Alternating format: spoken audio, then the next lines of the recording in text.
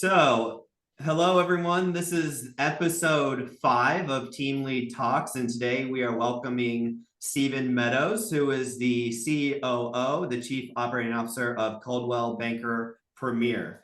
Welcome, Stephen. I'm glad to be here.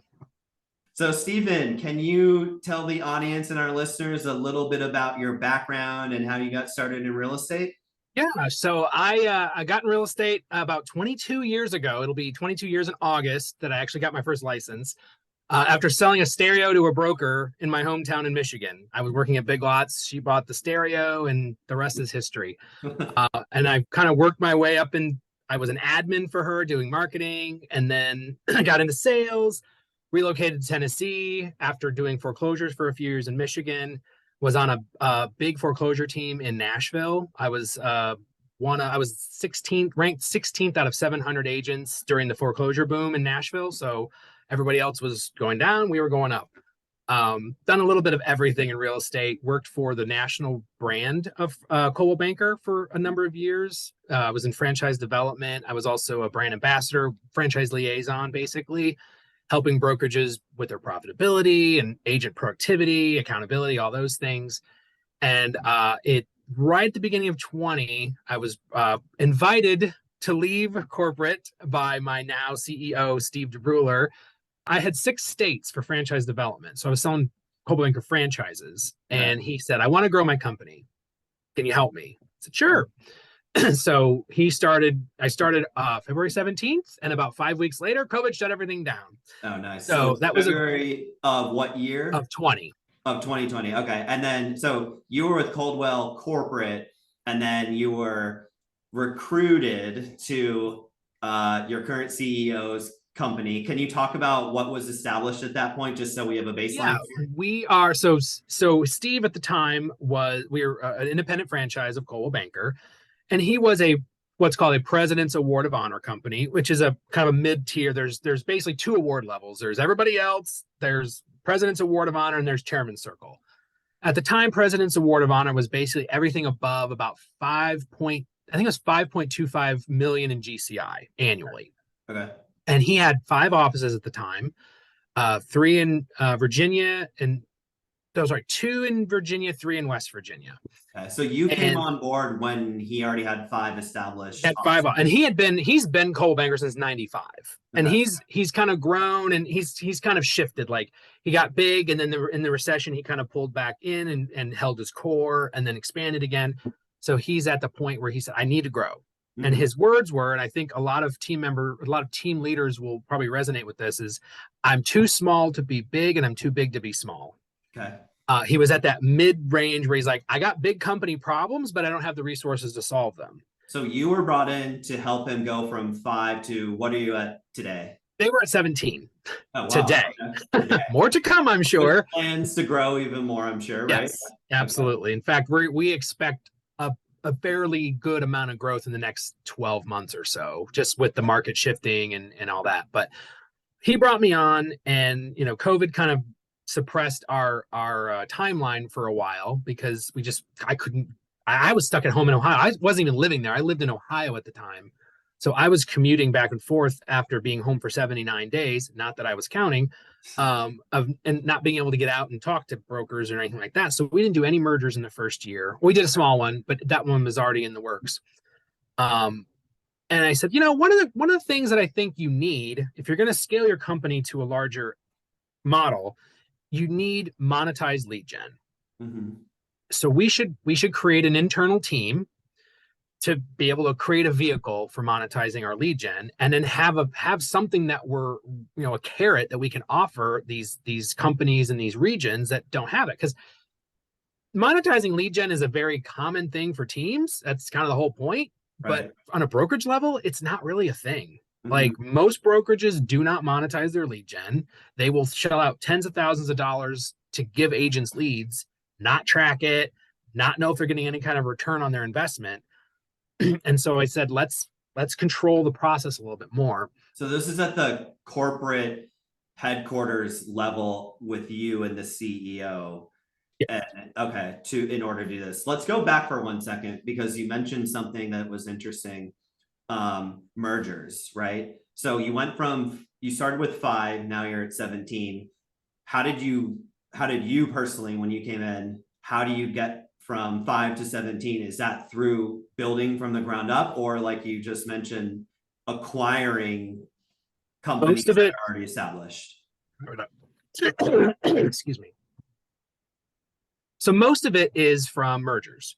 We did a couple of branch startups. I don't recommend it, but the opportunity was there, so we chose to go into a new market, kind of plant a flag, and see what happened. Okay. But we did 5 mergers in 2022.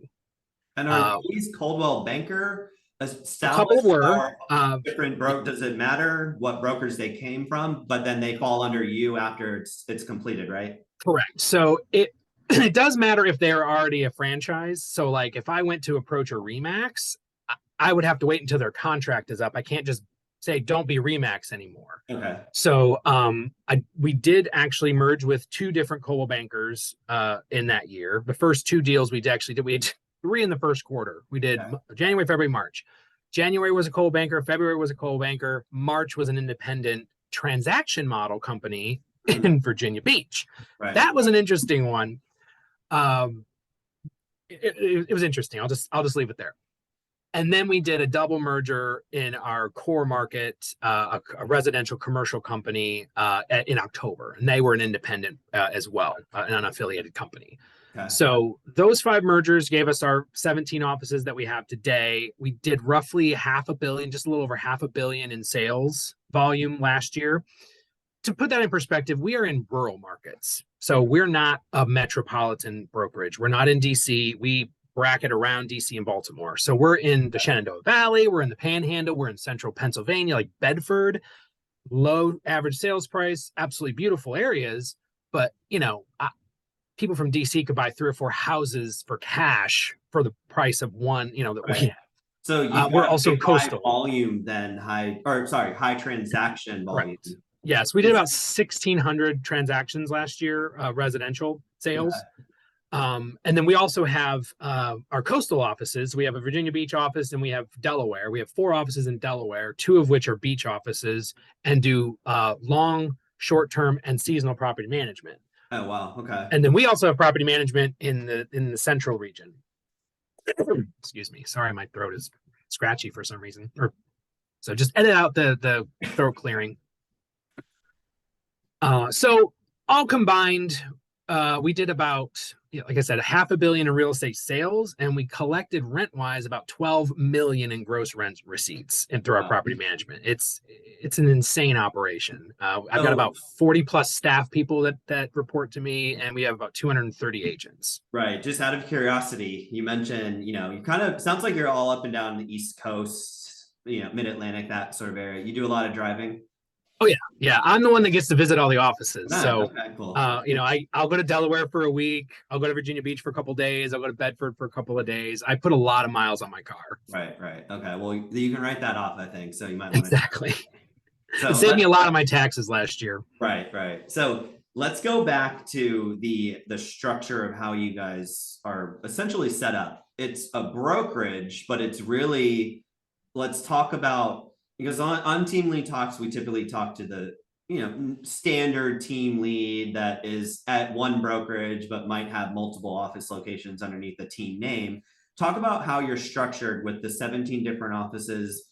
Or is everyone feeding into the same, platform, and how are you tracking and holding people accountable? And how do you mentioned your lead gen operation as well.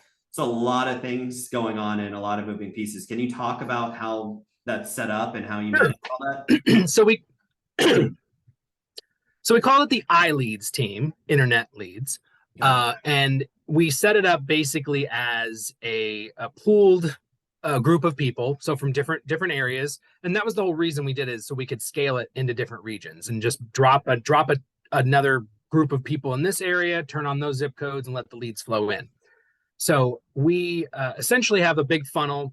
We incubate, we try to qualify as best as we can. When someone raises their hand, then we assign the lead based on agent coverage.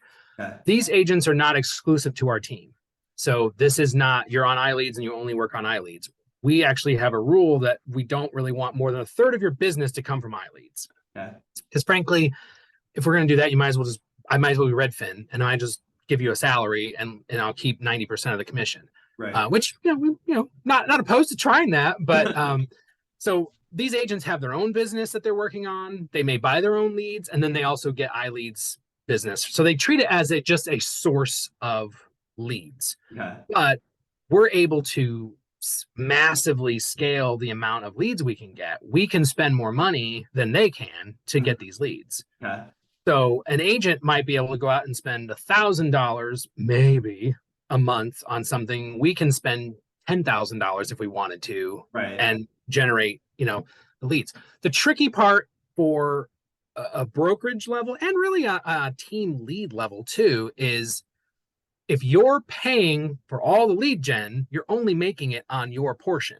Mm-hmm. So we're only making it on the broker's portion of that. So I vet these lead gen companies and they're telling me all about, it's a 3% conversion rate and it's this, and I'm like, I can't make those numbers work at 3%. Right. And they're like, what do you mean? It's this much commission. I'm like, yeah, and I get this much because Mm-hmm. there's a split involved and I have to pay a referral fee to you now. Right. So it's harder to make the numbers work. We've managed to be in the black every year we've done it. We haven't lost money, which is always good. But we constantly shift. We're constantly fiddling. I think we're aggregating probably 40 different lead sources right now. Mm-hmm. Some of them are total garbage, and some of them are just absolutely astonishing, but they're very expensive. Right. So it kind of we run the gambit on those. But these agents are not exclusively taking only these leads, and they're not just living off of them. But I do have, I have one agent in particular. She started with us, had no sphere. She had moved in from another state. She got on the team, and about a third to half of her business every year comes from that team. So she's kind of on the upper level of where we'd like. But she went from like 2 million to 8 million to 12 million or something like that. Just ridiculous, like boom, boom, boom, because she's using it to propel the rest of her business. Right. She's not just sitting there and taking the leads like a baby bird, like feed me, feed me.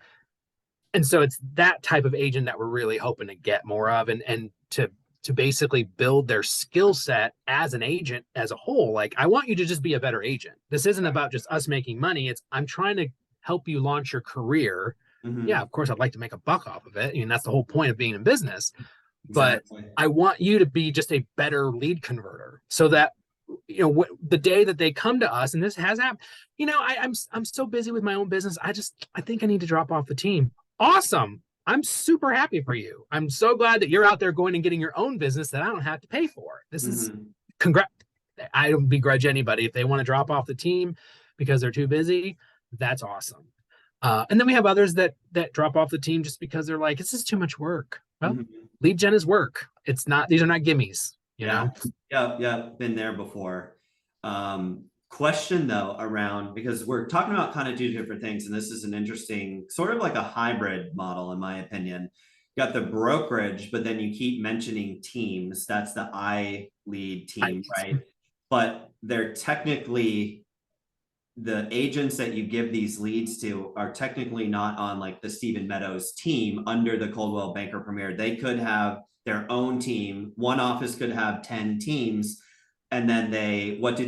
They apply to be a part of the iLeads team. And then they're kind of like running their own team while getting simultaneously leads from you, using that to kind of catapult or start their own team business and then grow and scale. So I do actually have a team that a few of their team members do get iLeads business. But iLeads carries a referral fee and a split. Mm-hmm. So if let's say you're at I don't know, I'm just going to throw out let's say you're a 70-30 split agent. You're not getting a 70-30 split on iLeads business. It's a variable split. It's different. Okay. And there's a referral fee off the top. So if you're already on a team and your team leader wants a piece of the action, that's not our problem. Like, that's between you and your team leader. Right. What we offer is this. Like, this is what you pay to be on iLeads. If that's not going to work in your model, then iLeads is not for you. Okay. So we have a requirement for someone under your 17 offices to buy into the I-team leads, right? Just some of them take advantage of it, some of them don't, some of them are on their own doing their own thing. It's invitation only, actually. So you Okay. can't, you can, if you, we kind of joke and we treat it like Fight Club. Like you don't talk about iLeads. Like the team knows, like, don't talk about, oh, I got this lead from iLeads. What's iLeads? Right. Not everybody's a good fit. And of course, here I am talking about it, but it's fairly widely known now. But it's not a great fit for everybody. And if you're brand spanking new to the business, it's probably not best to learn the business just from baby bird lead gen. Right. I'm not going to throw up in your mouth every day. Gotta learn to hunt a little bit. And most But we do likely you have don't baby steps. also want to, not maybe squander's too big of a descriptor here, but with brand new agents, brand new teams, you're spending money up front on these leads and you want to make sure there's a return on investment for you to continue this program. Absolutely. So, as you know, being a heavy listing team, listings are expensive to get. Like the cost for acquisition on a listing is insane. Of course, everybody wants listing Right. leads. Yeah, I do too. But if I'm going to hand it to you, I got to make sure you're converting. Like Mhm. if I've sent you on 4 listing appointments and you haven't brought back anything, I'm not going to send you that 5th one. Right. Like you're gonna have to. So this is fun. I actually have a manager that is involved in any of his agents that are on our iLeads team. He oversees their stuff. Like he knows what they're being given, and he's asked for that. He said, "I want to know what my guys are doing." He'll go on the listing appointment with them. He'll take them on listing appointments with him. All this other stuff, and he'll tell us, so and so, cut him off. Don't give him any more listings until he learns how to do a CMA or until he learns how to do whatever it is. Okay. And then he's okay, I'm confident now, turn him back on, go ahead and give him a listing lead or something, or he'll say buyers only, or just turn him off completely. Because the manager's like, you're making me look bad, basically. Right. But it is very high accountability. They get their stuff gets tracked. So How are there's you tracking all this? it's kind of an antiquated system called eRelo. It's kind of what all the relocation teams use. But it works. But it sends an email, says it's time to update, and they have to click a link and go in and update it. But they do I think it's like a 7. It's like a 1 day, and then it's like a 7, a 14, and a 30. So the cadence gets longer as it goes. Like assuming they're still, oh, I called the buyer and they said that they're not ready to do anything for another month or so. So Mm-hmm. okay, fine, whatever. We try to incubate them to get them further down the funnel. So we're not just handing out Facebook leads that are, Mickey Mouse at mickeymouse.com. Like we're actually, if they haven't engaged with us in any meaningful way, they're just going to sit in the hopper and get incubated. So we're not just paying, $3 leads and going, here's leads. Cause that's, and I've fought that battle quite a bit because, the urge is to just dump all the leads and throw them out there and see what comes back. And I'm like, putting my agent hat on, having been on a team, the amount of money that I'm paying for these leads, because I'm paying a referral fee and a split, so Right. I'm paying 2.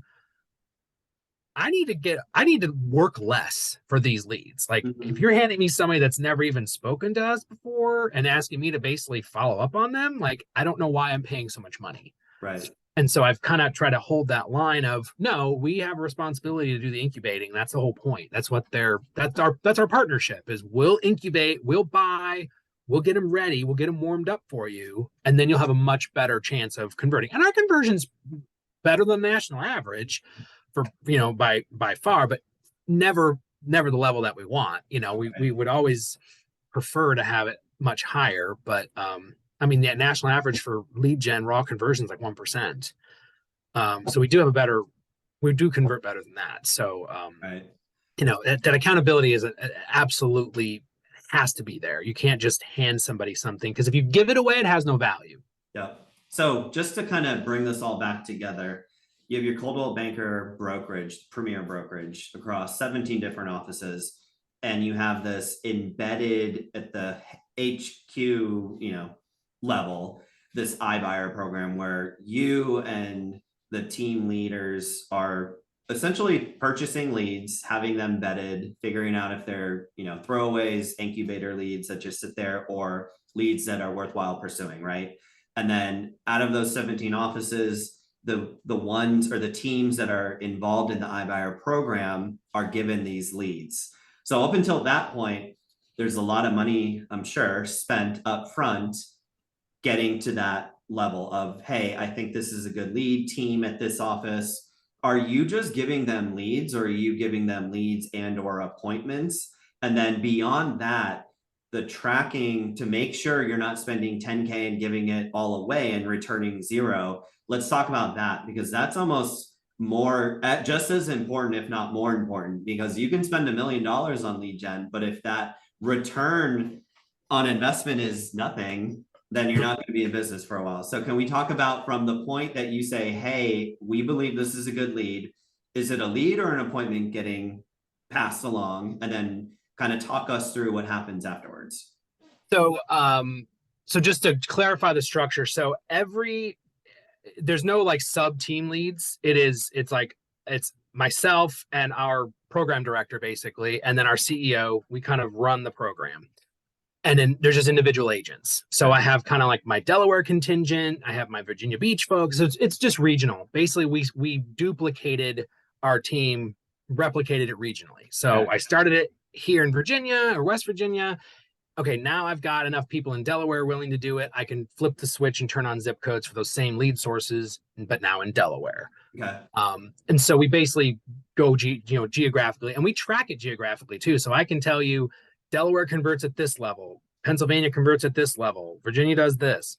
And then within each region, Delaware converts at this level. Here are the 8 people in the program, and here's what they're converting at as well. Yes. Okay. Just and really of course, quick.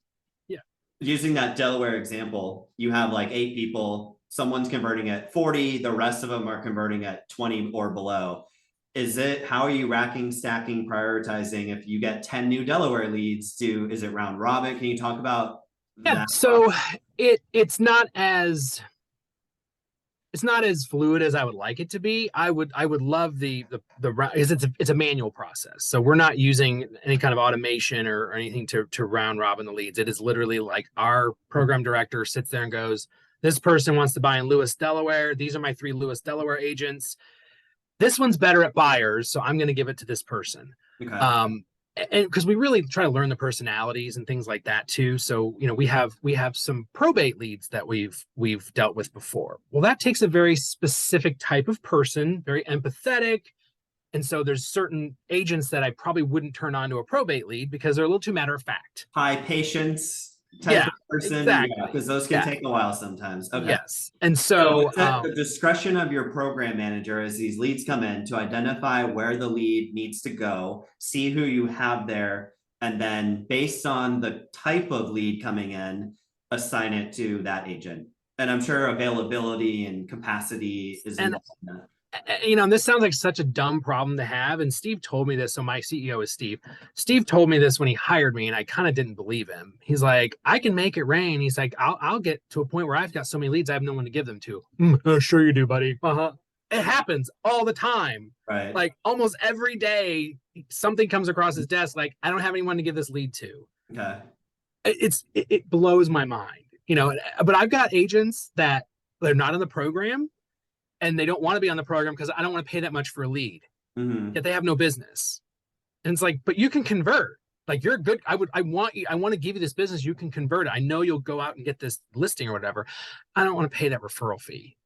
Right. You haven't sold a house in 6 months. Like, why are we arguing about whatever? Fine. You can lead a horse to water, right? Yeah, I can't force it. Right. So basically let's take a listing, for instance. We give them a listing. Once in a while, we're lucky enough to basically say, like, this is an appointment, but it's rare because there's so many variables. We've got like 40-ish people on the team, I think, the across all of our regions. So it's hard I can't just have like a master calendar and go, oh, Sally's available at 3. Let's give this to her. Right. So it's hard to set the appointment with the homeowner and then say, okay, I'll have Sally at your house at 3:00 tomorrow. I would love that. Like, that would be ideal. Get them while they're on the phone. If you've got them, get something on, in paper. I'm almost of the opinion, and people may disagree, set the appointment. You can always reschedule it. Right. Maybe that's not the right way to look at it, but there tends to be sometimes a breakdown. So, but by the time it gets from this person said they wanted to talk to you to when I pass it to you, now they're ghosting you. Now you can't get them back on the phone. Now we've lost the opportunity. Right. That happens. So how But do you know, let's say I'm on your Delaware team or in that office, right? A Delaware lead comes in, I'm the best suited for it. It's a probate lead. You give it to me. How are you, like, the logistics of that can be very simple, but also complicated in terms of, like, you give me 1 today, 5 tomorrow, 10 on, Monday, and now what happened to the first lead? How are you tracking, keeping order of all this? And then is there a process that I, as the agent receiving these leads, must follow for each of those, 20-ish leads that I was just given? so we all of the leads are sent out through our eRelo program. So we put it in there and we select the person and we put notes in. So if there's been any conversations, if it's been chat, text, emails, whatever, if there's been voicemails left, we'll make a copy and paste all the system notes because we have a CRM that's helping us.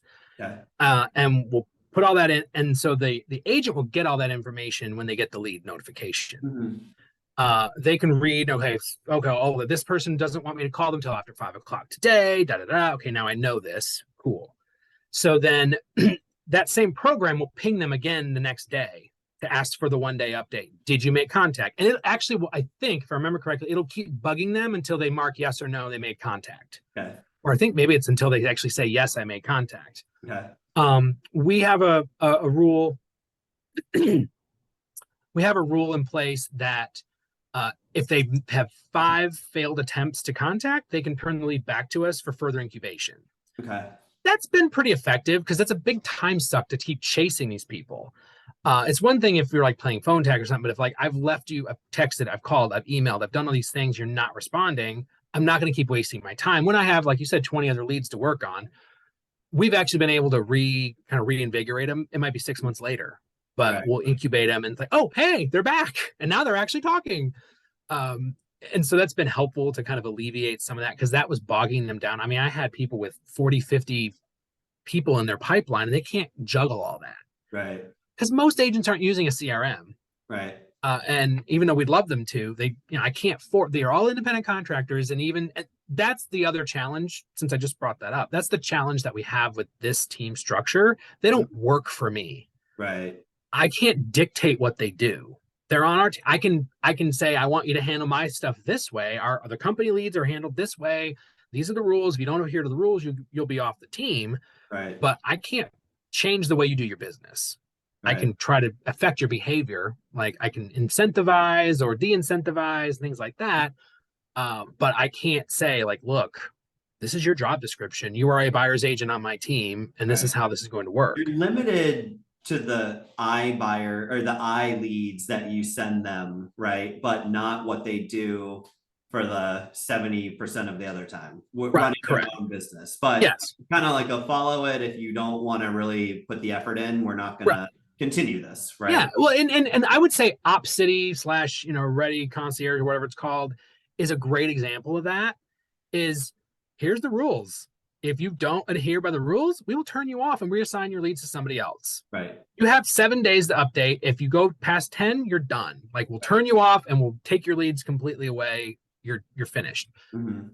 It's a high accountability program and it works. That's why they charge 35% referral fee. But they're warm transfers. It's a good program. Right. But a lot of agents don't like that. I don't want to be held accountable. And that's why you don't sell very much real estate. Sorry, that's the way it is. So yeah, with our team, the eRelo program will ping for updates, things like that. And then if it's listings though, the program director is pretty good about following up. She knows, because that's for us, it's like listings are gold. Like every week she's getting hammered on our weekly call. Like, okay, why is our listing count only this? That's what it was last week. And you said you had 3 listing contracts out. Where are they? Right. And so she's more on top of the listing agents. Hey, you went on 3 listing appointments. Like I said, listing leads are expensive. I've actually turned off listing leads in certain markets because I was shelling out so much money and getting nothing back. Right. Like, oh yeah, we got a feasible long-term solution for you. Yeah, like, oh, I'm just going to throw out another. We've spent, $5,000. We got 2 listing leads and we haven't heard anything back on either one of them. They both the agents went on listing appointments. Right. Okay, What, so if neither one of them gets that listing, I've just lost $5,000. yeah, exactly. Right. And then they're It going to was be too big of a asking where the risk. next listing lead opportunity will be, right? Yeah. Right. And then it's like you have to watch the expenses just as much as you have to watch conversion because it'll run away. Like we had one month where it was like, whoa, it was a bidding process and we kept getting up bid and we're like, oh, how much did we just spend for these leads? Yeah. Like you better hope we get at least X% conversion or else we're on the toilet on this one. Like Yeah. this sucks. And so we had to like dial it back. In this iLead program, what do you have numbers on like, and I don't know if you're able to tell, you probably have some idea of the source and whether it could potentially be a buyer or a listing, right? But do you have any idea of like the breakout between buyers and sellers? And I'm also assuming through conversation of the team, the intake team, right? Through asking them questions, they'll get a great idea, be like, hey, this is probably going to be a buyer, or this is probably going to be a listing, or maybe both, right? Yeah. So a lot of it will be the lead source. So there's multiple lead sources we have that are exclusively sellers. Okay. And there's some that are like, it might be a lender source. Like it's, ABC Bank sells us their leads or whatever. And so those are obviously gonna be buyer leads, but that doesn't mean they don't also have a house to sell too. Yeah. And so I would say based on like last calendar year, we were probably 50-50 buyer seller for the team.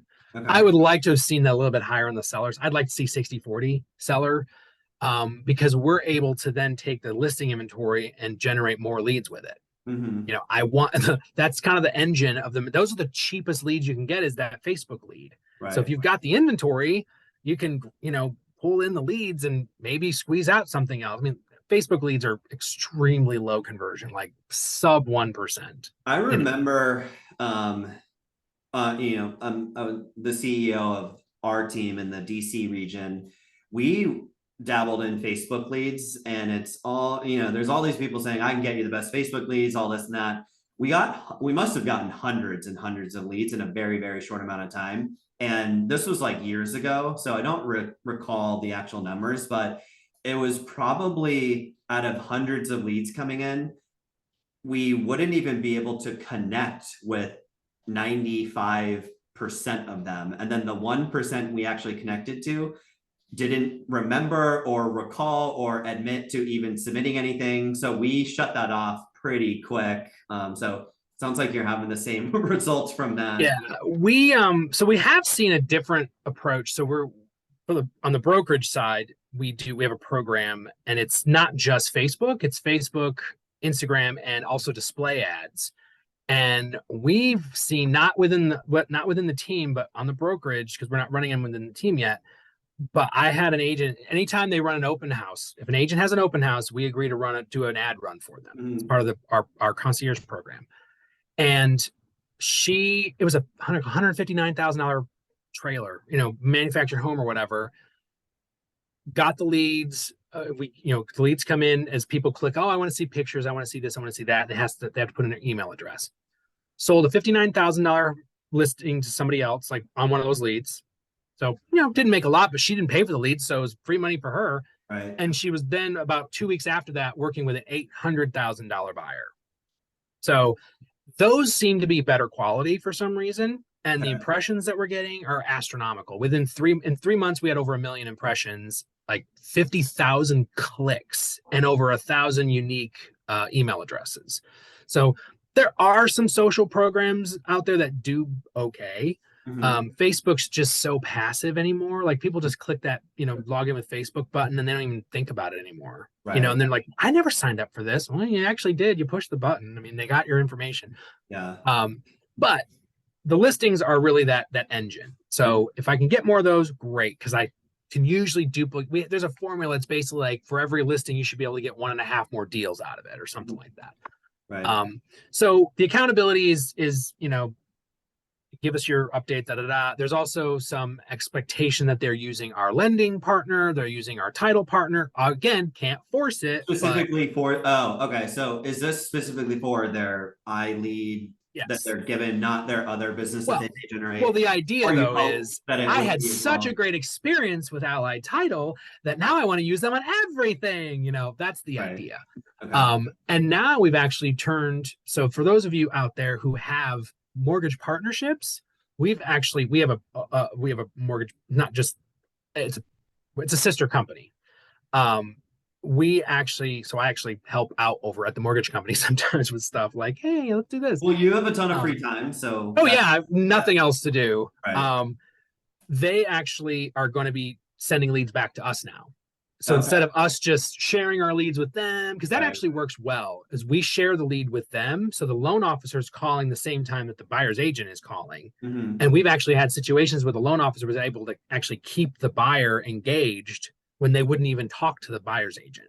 Okay. But then we're able to say, look, Mark has talked to this person, they're ready to go, they're pre-approved, and let's rock. Okay. So now our mortgage company is out there getting their own lead gen up and running. So I've helped get that up off the ground. It's been painfully slow. Just Mm-hmm. it's a different world. Like mortgage lead gen is a totally different world. It's very LO based. It's not really company level. And that's honestly lead gen in general. It's hard. It's really hard when I'm talking to these companies to make them understand I'm a brokerage. I'm a Mm-hmm. large team. Like I'm not an agent. Like Right. I'm not on this level. I'm not getting 90% of the money. Okay. Like this, I'm getting this much.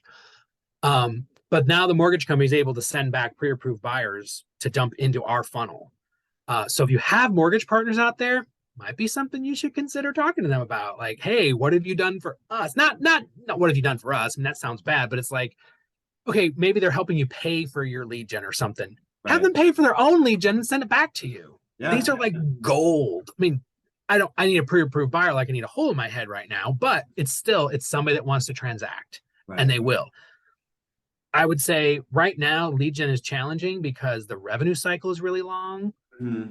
It used to be I could put a lead out and it'd close within 30 or 45 days. Same thing with the mortgage side. We get them pre-approved, they're gone in 30 to 45 days. It's 90 to 120 days now. Mm-hmm. So I'm spending all this money in March and I'm just now starting to see the Right. returns coming back on. And it's like, what?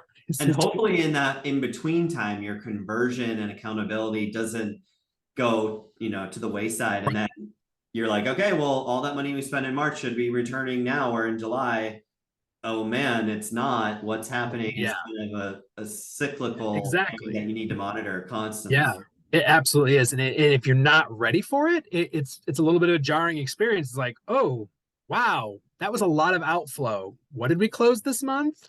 Right. You know, um, uh, so I would say just keep a sharp eye on that kind of stuff, but understand it's going to take longer. Listings, no way. I mean, listings are like instantaneous, but you're going to probably pay 2 to 3 times more, if not higher, to get a listing lead. I would Right. probably actually say more like 5 times more in some cases. Right. I know you've mentioned before that you guys have had a high, at least one source was a very high per listing, but if you can convert them, and also it depends on your price point. So Delaware has a much higher price point than Central PA. Right. All like 3 times the price point. Yeah. I can spend a little bit more in Delaware per lead than I can in Pennsylvania because I can't recoup the money Right. on $190,000 house as easily as I Definitely can on a region by 600. region, market by market, team by team, that all needs to be taken into an account here. Absolutely. Yes. Interesting though that you mentioned partnering or creating partnerships. That's one thing that my team and I did and looked into at the leadership level was, okay, we're doing a lot of transactions, sending a lot of business to a lot of people. There's different revenue streams that you can take advantage of. So for those of you that aren't doing that yet, I would start there to say, okay, it's a tough environment now.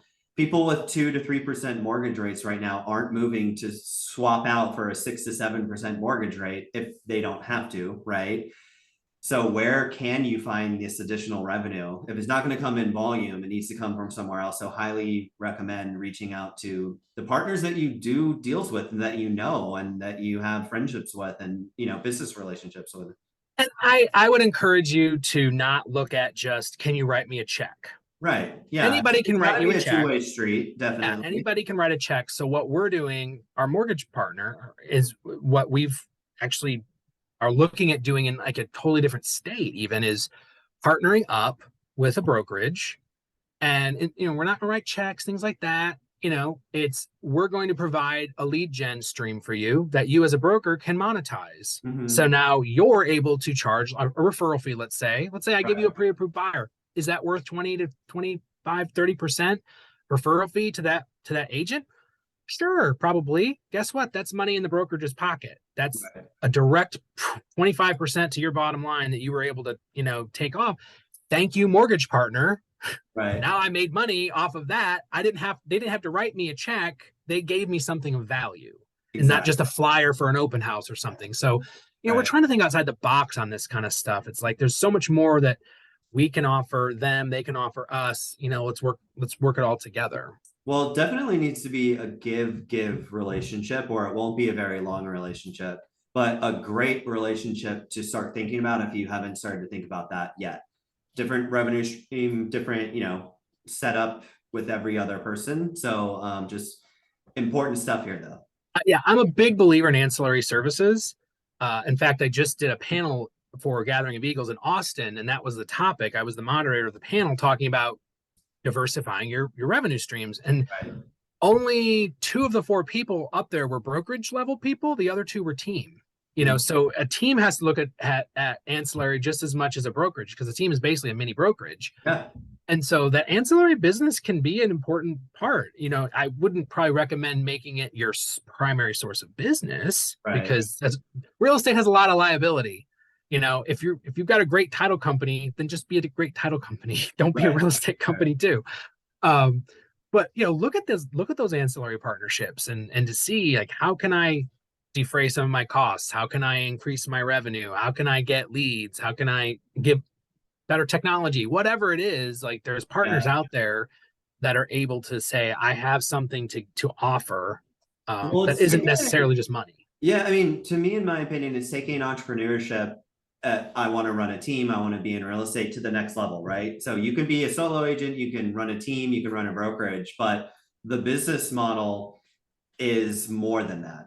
It's where can you find additional revenue streams? They might not all be equal, but as an owner, operator, just business writ large, maybe not even in real estate, like, stores sell more than one product. They have different lines and different, items that they have. So that is next level thinking when you're thinking about reaching out, making those partnerships. So really great stuff. I did want to go back, Stephen, to we kind of got up to the point where you're giving, we'll go back to the example, the lead to Delaware agent, and then they have 5 attempts before they send it back. But let's talk about accountability and performance metrics around giving people leads and how you're monitoring that, paying attention to that. And then I'd like to know, sort of to wrap this up, how you get those agents in Delaware from a recruiting standpoint, like how are you getting people to join the team? So let's talk about, accountability, cadence of check-ins, that kind of thing first, and then we'll see how you're actually growing your scaling. So like I said earlier, it was like a 1 day, I think it's like 1, 3, 7, 14, 30, something like that. The system's preset to send reminders, so that helps a little bit. Okay. Really, it's a lot of it's very passive sometimes, maybe more passive than I would like, but again, they're not exclusive to our team, so we have to understand that they do have other business, so we can't just be. Right. But if we know that Sally went on a listing appointment yesterday because that's what she said in her notes, I'm not okay waiting a week for the system to send an update Right. request to find out how she did. Like, let's find out now because maybe there was an objection that she couldn't handle on the fly. But if we could tell her to call back and say this, maybe she can get back in the door. Maybe I can send somebody else. How is that in that scenario right there? So Sally gets an appointment in this case. Today is what, Friday? And then Friday passes and you don't hear anything from Sally. How is Steven or anyone else, your program manager, how are you remembering Sally went on an appointment on Friday? You didn't get notes from her, but you thought it was a grand slam because it was set up, teed up, ready to go. A come list me scenario. How is that happening? So that's the passive part that I don't love. There isn't a lot of active follow-up yet. So you or the program, what's the program manager's name? Her name's Holly. Holly. So you, Holly, or Steve, the CEO, have to remember that Sally was given an appointment and then remember to follow up with Sally. And then if I mean, Sally, unless I'm willing to wait for the automated system right. to come back and say, what's Okay. that? What's the latest? And Right. it's not sophisticated enough to like track a listing date that I know of. Like it's not Okay. like Sally goes in and puts in the listing date and then it knows to ask her. That would be lovely. Someone should invent a system that does that. I think I might have one that could help you Might out. know somebody. Right. So it is kind of annoying that we don't have more real-time data on that Right. kind of thing. Because like I said, she could have walked out the door and gone, oh man, they didn't. Our CEO is like an expert at if they say this, you say this. Mm-hmm. Bam, bam, bam. I mean, he will spar with you, and you're like, oh, I never would have thought to say that. This is amazing. Okay. I gotta say, the Chat GPT is pretty good at sparring too. Like, I couldn't get the listing appointment when I was role You're playing with into Chat Chat GPT. GPT, right? I You really like am. AI stuff. I really am. Maybe It we'll was have it was you a back on fun another episode. You can talk right. about your Yeah, it was adventures a in AI. fun. I did a fun thing. I did a role play to try to see if I could get the listing appointment. It would not give me the listing appointment. So if you have people that don't know how to convert, send them in front of Chat You mean Chat GPT and do a GPT role beat play. you? Then Yeah, do a okay. role play. It is hard. It is really, you have to sit there and really think. But anyway, so yeah, now it's going to be Monday probably before I hear back whether Sally had a good appointment or not. The house might already be listed by somebody else and under Right. contract, and we've totally missed, dropped the ball. Quick So it's question not on the in between the appointment time. So, is there any automation that the recipient of the lead or the appointment is using in terms of like having a system reach out to them in an email or plan some sort of plan, or is it just on them to, I called John Smith for the listing appointment, he didn't pick up, and then like, are they setting a net? Like, how's the logistics of that? Is it to each of the recipient on their own to try to figure that out? So I do have a couple of agents that are really good about using the CRM. So the brokerage has a CRM, and then the team has our own CRM. And I have a couple that are really good about using it and putting it in there and doing their calendar, reminding, and all that stuff. My top agent that I mentioned earlier, she is like, she knows I got to call this guy back at 3:00 because he didn't call me back yesterday. Whatever. Like she's good at that. It again, it's accountability is super important, but we're not babysitters, Right. But we're also tracking our expenses too. So it's And like you want to know that they're being worked right. with effort the right way and getting a return, right? There are times where I think to myself, maybe Redfin has a point. Maybe, yeah. Maybe I haven't managed to make a profit, but maybe maybe their model could work in some wild world. But overall, we do have some performance metrics. Kind of, we can run reports through eReala, like how many listing appointments did you go on, how many listings did you get, how many leads did you get, how many did you close. We don't hold like hard and fast, like, oh, you drop 1% below, you're done. But we leave room in there to kind of like say, oh, we're having a problem or whatever. We'll just turn people off. Like, hey, you've got 15 leads that are 10 days past due on updates. Obviously, you're really busy, so I'm going to turn you off for now until you can get caught back up. And it's kind of this fear of loss thing, like, oh, I better hurry. Most of the time, How are you? Yeah, that makes sense. I mean, you're not just going to keep feeding people leads without any effort into like reaching out to them. But how are you? Like, what's your cadence with the iLead participants? Are you having? Can you talk about that? Like weekly, monthly? We were trying to do monthly, and it was just poor attendance. Even though you say mandatory, yeah, right. So you're not doing it individually. No, I would like to, but again, we have 40 people on the team, and there's just one program director, and I'm not certainly going to take the time to do it. I don't have the time. It's not that I'm going to take the time. I don't have the time. Right. So there's no individual, like, no, she'll work with someone in it. Like she'll call them and be like, hey, I noticed your updates aren't being done, whatever. Okay. But there's no like weekly check-in call. Holly will be doing that. Yeah. Holly kind of manages the whole like day-to-day stuff. Gotcha. Steve and I focus on the strategy, and like I get to vet all the, Holly started, I've kind of taught her over time how to vet some of these lead sources. So I don't have to do it all because they all got my phone number and they won't leave. I still get text messages from people I vetted 2.5 years ago. Hey, are you still interested in such and such? if I was, I would have called you. Right. And so I've probably talked to just about every lead source out there, or they've come across my desk in some way. I actually wrote an article in Real Trends about it.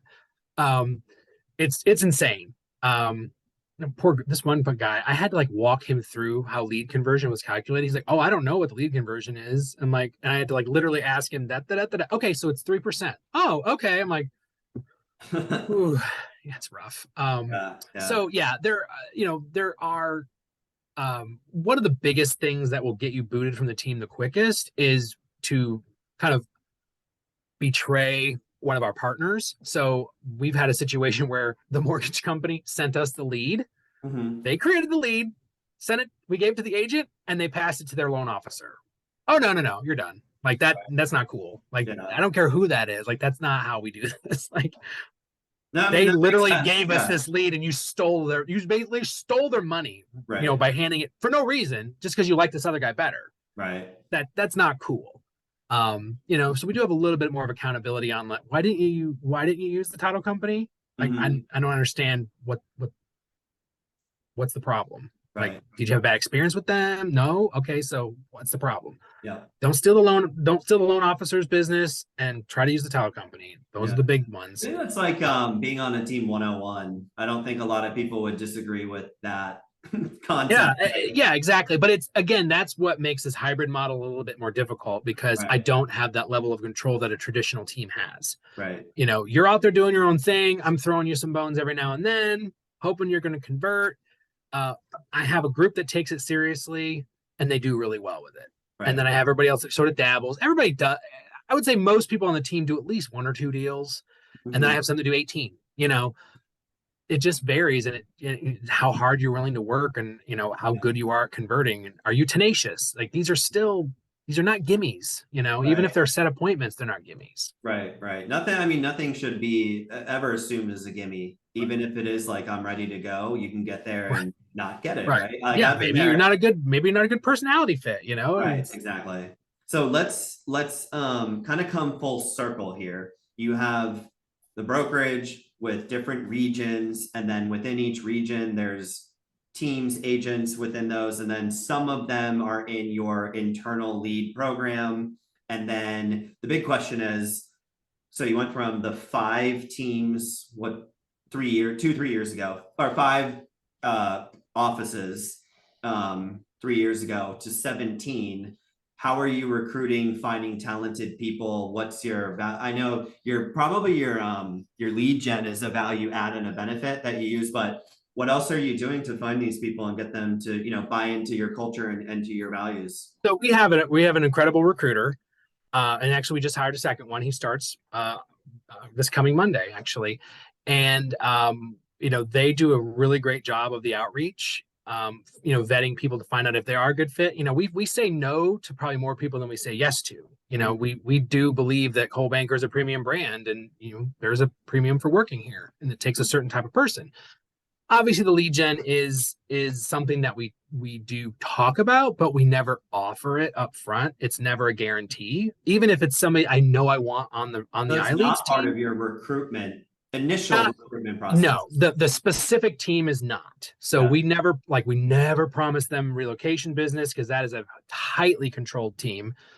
And we don't offer iLeads right away unless I really want that. Like that person I know is going to be a good converter. I will offer to waive the 90-day waiting period or whatever. Like there's Okay. usually some kind of a warm up period that we would want. Like, let's see how you do. Like, do you come to trainings?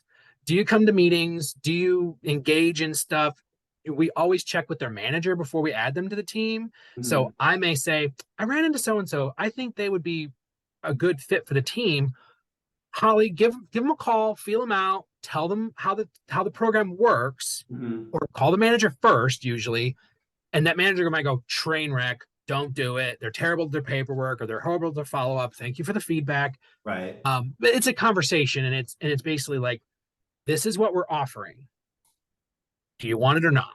Like we're Right. not deviating. We're not begging you. Like this is how the program works. We have some people that are doing really well with it. Others that just kind of dabble.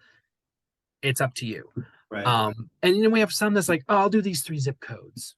Mhm. 3 zip codes. Oh, that might work in the city, but like not in rural Virginia. 3 zip Right. codes is nothing. Right. So I don't, and we actually have rules on like if you're in West Virginia, you have to have another license because there's too many times we have to refer it to somebody else. We have to Mhm. switch the person because now they decide they want to do it in Maryland. Well, I don't have a Maryland license, so I Right. got to transfer it to somebody else. So we're very picky and we'll look at where our weak spots are. So I don't invite somebody if I'm already saturated in one area. Right. Like I got plenty of coverage in this market, but I'm weak over here. Who could I get in this market? And sometimes we'll actually go out and try to find somebody from a recruiting standpoint. Like Proactively, I need, I'm sorry. proactively, you Yeah. mean? So I'll tell the recruiter, really need somebody in this market that is a good, that wants lead gen. And so then she'll start going through her list and going, oh, wow, I talked to this person and leads were a big thing with them. And okay, let's visit that. I really try not to use that as the carrot though, Right. because that's not our team, that's not our company culture. Our company culture is more, we're going to help you build a career. Mhm. That's why we have that 1/3 rule. Like, I don't want you just living off of these leads. I want you out there building your own business. It's good Right. for everybody. And frankly, if I can take a $1 million agent and turn them into a $3 million agent, that changes their life. I've tripled their revenue. Yeah. If I take a $9 million agent and move them to 10 million, whoop-de-doo. Right. I can make such a better impact on the mid-level agents, and lead gen is so much more important to them than it is, the people who've been in the business for 30 years and are doing 20 million and they've got their act together. Keep it going. What can I do to help you? Like I'll just stay out of your way. You call me if you need something. Lead gen agent, it's okay. I'm going to teach you how to be a better agent by doing this lead gen. And I'm not actually just helping giving them this to you. grow and develop. Yeah, Yeah. like you're honing your skills. You've gone on these appointments. You've struck out. Let's do a postmortem. What could have gone better? Mhm. And we'll get together and we'll have meetings and we'll say like, what struggles are you guys having? What objections are you getting? Like I said, my broker is the best objection handler I've ever met. Mhm. So it's the, well, I had a seller tell me blah. Well, that's when you say da da da. Ah. And his favorite thing is don't sell with blah. Well, don't sell with blah blah what you can sell with blah. Right. Basically, don't overdo it. And my saying is don't spill your candy in the lobby. So don't get them on the phone and tell them everything about everything. Just get the appointment. Right. Right. Stop talking. Get the appointment. Okay, I'll be there at 3. Thank you very much. Then Yep. you sell them on your services. Don't tell them everything up front. And once they're ready to go, stop talking. Yep. Sign here. Thank you so much. Great. We're good to go. So, we really try to use it as a development tool and not Mhm. just a stream of income. Like, yes, we want you to make money. Of course, we'd like to make money, but it's more about I've now turned you into this agent that I keep referencing, Really. like Yeah. our rock star story. It's like this is the path of a typical agent in our company. Yeah. It's really 0 the to 10 or growth 12 million. story that so you say, I need someone here who's doing a few transactions that we can help, and then you're talking to them about how we've helped others grow, which is Absolutely. fantastic. I mean, that's a very desirable thing people want. Like, how are you going to help me grow? And if you can back that up with, here's how we helped these 30, 40 other people grow, makes it even your job even Yeah. easier, your recruiter's job even easier. Yeah, it was surprisingly hard during the pandemic years to have those conversations because it was push button real estate. You didn't have to be skilled. I'm sorry to everybody who just got into the business in the last couple of years. This isn't normal. Right. Selling a house in 3 hours is not normal. Yeah. So it's hard to make them understand that they needed our support or they needed career development because I didn't have to develop. I literally just, if someone raised their hand, the joke was you could fog a glass, you could sell real estate, or it's just, it was so frustrating for those 3 years. Now everyone's starting to see it. And Mhm. we're even seeing on the mortgage side, like all of a sudden loan officers are like, hey, I'm willing to have a conversation with you because the refi business is completely dried up. I need lead gen. I need something coming in. Yeah. So if you can nail it, the lead gen component to a team or a brokerage is a cornerstone. I mean, we look at this as the cornerstone of our growth. Like if we don't have this program refined, and we're still refining it constantly. For Mhm. 3 years, we've been retooling it. It's not perfect and never will be, but I can't take us to another market if I don't have my ancillary stuff if I don't have my lead gen, if I don't have my Right. tech, so there's like kind of 4 cornerstones that I kind of look at. If those 4 aren't working, it's not gonna happen. If I go to a Right. new market and those aren't there to support the business, we're really gonna struggle. Yeah, it's almost a franchise model. Like you have to have that down and then you take it. I mean, obviously you have that Right. and Yeah, it's but a you're lot. right though. The franchise model is just all about duplication. It's you Right. take what I did and you replicate it in your But it way. has to be ready to replicate, Right. right? You can't just Exactly. like, oh, it's kind of done and then kind of have it just Exactly. fall apart on you. Exactly. Well, Stephen, I know you're a super busy guy, and I always like to just wrap up our, episodes with if you could go back, think when you first started with, your first stint in real estate and then the Stephen you know today, what's the one thing you wish you knew then that you now know? I would probably say, if I could go back in time, it's funny you asked me that because I just wrote an article for Inman on this. If I could go back in time in my DeLorean on the day I got my real estate license, I think the number one thing that I would tell myself is to keep my database sharp, like perfect, have everything in there, follow up with everybody all the time, everywhere. I can't tell you how much money I've probably lost over the years on lost referral opportunities. Right. That database is your lifeblood for your business. I don't care if you're a buyer's agent on a team or whatever, like keep a database, keep a list of all the people your sphere, whatever. It's so important. I didn't learn that lesson until later in my career when I got my license in my hometown where I knew everybody. Right. Everybody knew me.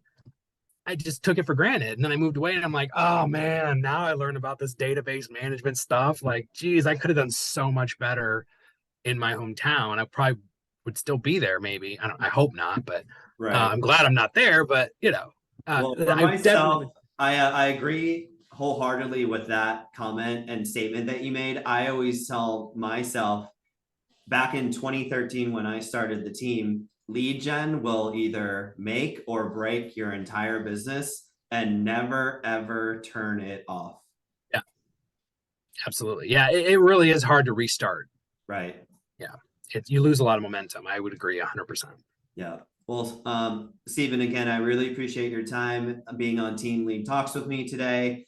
You dropped a ton of knowledge and really interesting learning about your model that you have there.